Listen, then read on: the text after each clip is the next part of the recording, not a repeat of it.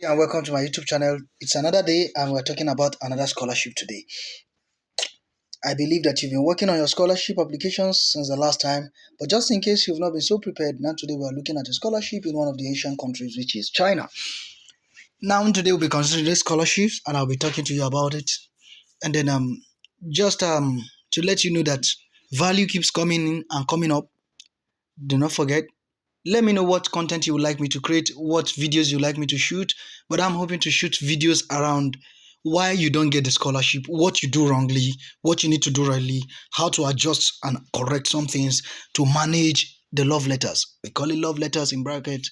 That's actually rejection letters or rejection mails. And so let me know in the comment section what you would have me to address or what issues bothers you much. And so we can go through that. Without further ado, let's get going. And this is Yenching Academy of Perking University based in China. It's a fully funded scholarship that's available. There are qualifications and we'll go through them quickly.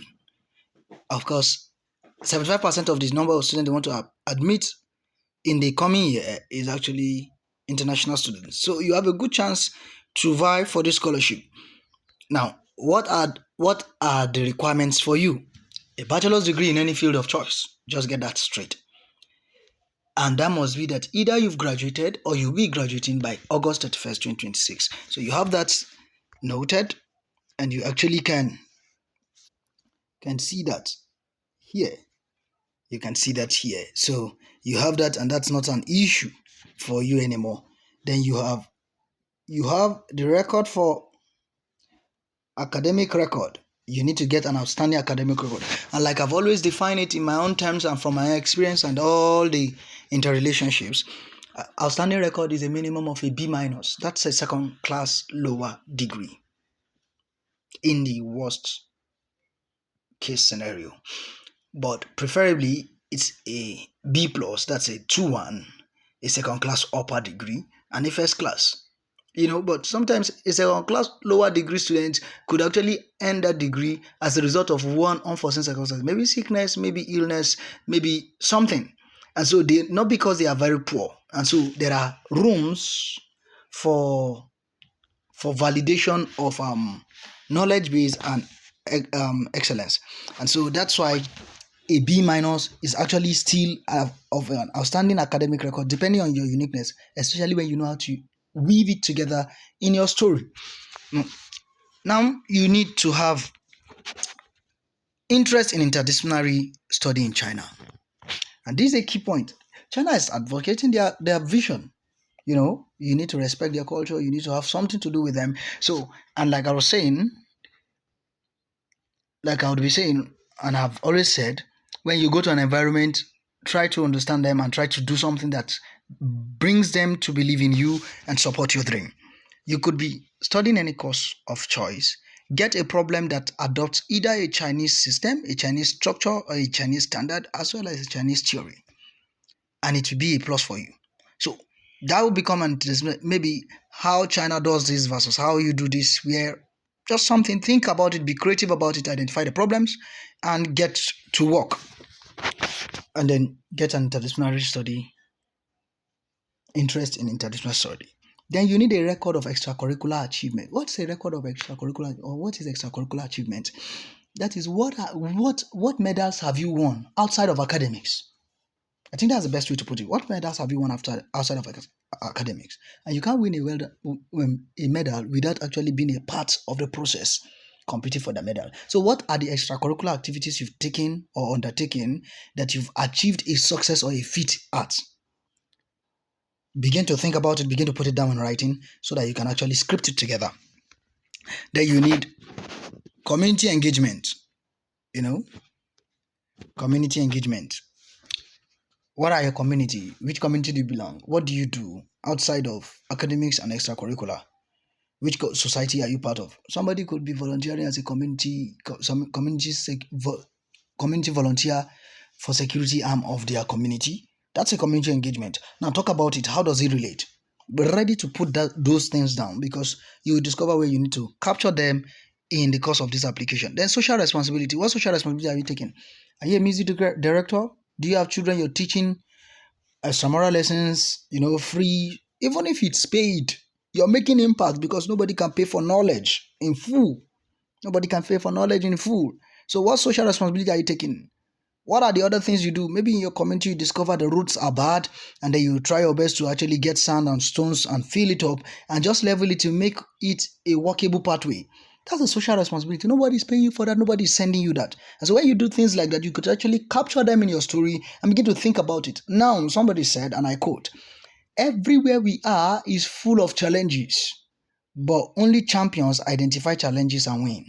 Everywhere we are is full of challenges. Now, social responsibility means you're able to identify a challenge and you become a champion over that challenge by actually effecting a change. And then leadership potential. What are the leadership potential you've displayed? Where have you led? As an undergraduate student, the easiest for you or simplest for you could be being a course representative, being a faculty representative, a program representative, a departmental representative, a faculty representative, and the likes. You could also be the coach of your team, of your football team, of your basketball team, of your volleyball team. You could be the captain in the team, not even the coach. You understand? So those are leadership openings. Then how did you put the leadership potential?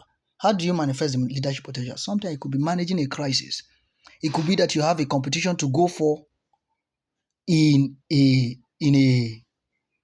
faraway state, a distant state from where your school is, and then you also have a meeting that you are convening on behalf of students to actually go and advocate for something at the student union government or at the school management, and then these two are clashing and you're the only person who will be there. How do you put leadership potential in view and then manage this crisis? Well, if you have not been displaying that means you have not been mentoring somebody who can take over from you. Otherwise, when you've been mentoring somebody who can take over from you in the course of leadership potential, you have a good narrative and a relatable story to share. Now, then, apart from that, you have English proficiency. And of course, you can see, Perking University does not allow students to be enrolled in other degree programs while studying at the university. In other words, you can only be focused. You can only be focused. So whatever you apply to study is actually what you're going to study till the end of your program. Now, that being said, you begin to identify what are the things you need to put together. Your online application form that is complete, or your complete online application form, then your personal statement. Now, this is where what I've mentioned earlier, all the long stories about community engagement, extracurricular engagement achievements, social responsibility and leadership potential comes to play. In your personal statement, this is where those four should be components of. If you'd ask me for counsel, I'll tell you that each paragraph should actually be weaved towards addressing one, but all of them should be interrelated to and interconnected towards the discipline or area of study you intend to go for. Don't forget, I would suggest that there should be 4 paragraphs at max, but each paragraph should be weaved toward addressing 1 or 2 of those elements at the same time, but at the culmination of it, it should be connected to the vision, or it should broaden the vision of what you want to go and study, and that should be achieved in 750 words or less. And when you talk about 750 words, wherever you have word count, please don't be too far away from the word count, but don't hit the target. Don't hit the 750 words exactly. It's not a good way to manage your space and your time. If you can weave your story together in 300 words, why not? And it's very strong and valid. Get people to read it and put it out there. If you can't successfully do that, then do and just meet the requirement. Then you have a statement of research interest, otherwise known as statement of research problem or research proposal, in 1,500 words, excluding citations. So talk about it. How did you arrive at that problem? Of course, if you don't know how statement of research interest should be written, maybe you should let me know in the comment section so that we can talk about it, and then let's see how we bring up a research interest topic and we discuss how to go about writing it, and then we'll help guide you. Your CV, you need to learn to write your CV and write your CV well and do it in the best way. Identify the unique component of the CV, what are relevant elements, and put it out there. Then you have official transcript. That's for those who have graduated. Remember, if you've not graduated, but you'll be graduated on or before 31st August 2026, you can apply. So if you are in that category of graduating later, an unofficial transcript will be acceptable, or a student copy transcript from your personal portal will be acceptable. So whichever one you have, upload it. And of course, in the course of the application, you discover that there is a column where you can talk about whether you are graduating or you will be graduating soon, maybe before August or by August. And so when you feel that, automatically what will be expected of you is a transcript, not necessarily an official transcript, which is given at the end of your program and a conferment of your award of degree. And that talks about the conferment or enrollment certificate and diplomas. Now, 2 academic letters of recommendation, and notice Perking University is strict about it. They only accept full professors or associate professors or people who are equivalent in titles. However, the letters of recommendation must come from people who are in your intended field of study, not people whose intended field of study, whose area of research is aligning with you, but they are already there. Somebody who is a professor of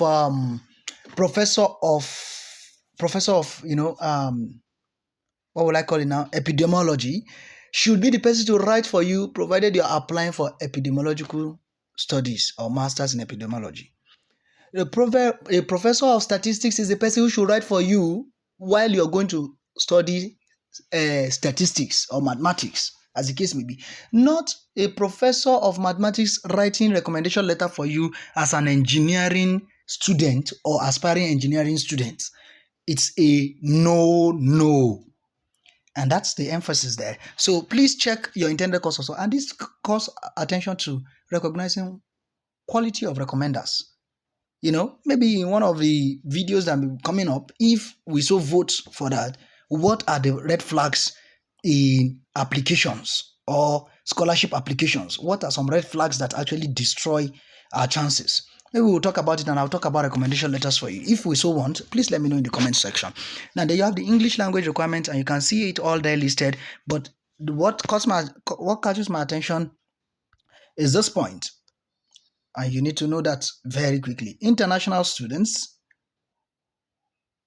whose native language is English or have graduated from an English taught degree, undergraduate, are not required